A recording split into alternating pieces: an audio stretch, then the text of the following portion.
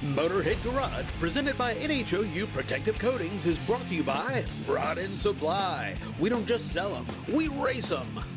HPA Systems, lightweight air, heavyweight performance. Resin Works, made in America, installed locally. Magic Creeper, the most versatile creeper ever. And by Mouse Blocker, protecting your vehicle from little things that cause big problems.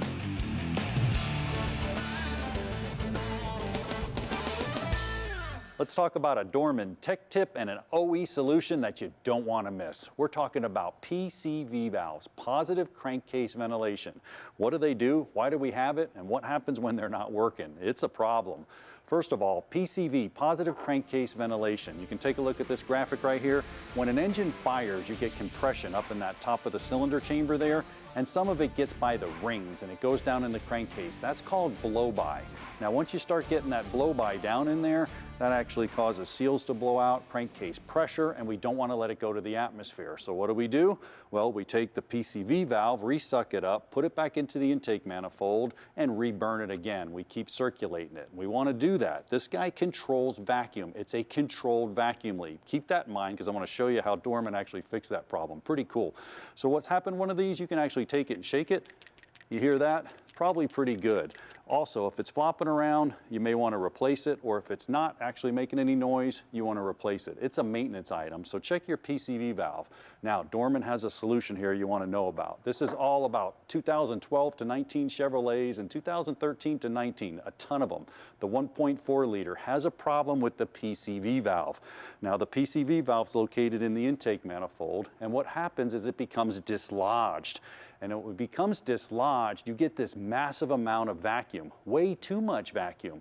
What happens is the result is your valve cover diaphragm right here actually rips and pulls out. Now, the common misconception is everybody goes out and gets a valve cover and puts a valve cover on the engine.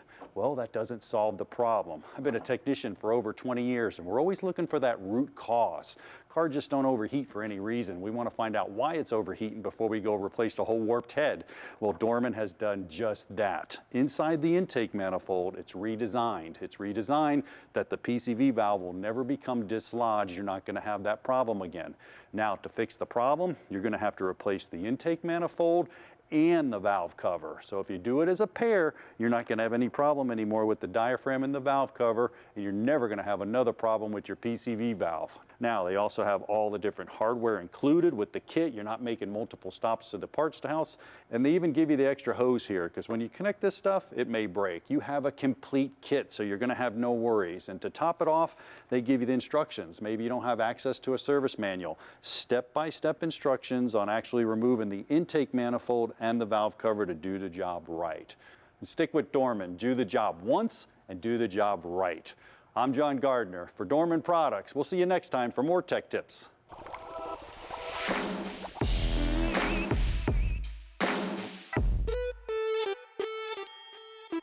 Tribotex, it's kind of voodoo in a bottle. It does a lot for your car, but how it works is very sciencey. Yeah. And Brian Hansen, you're the lead engineer, so you speak layman too, so tell me how it works. All right.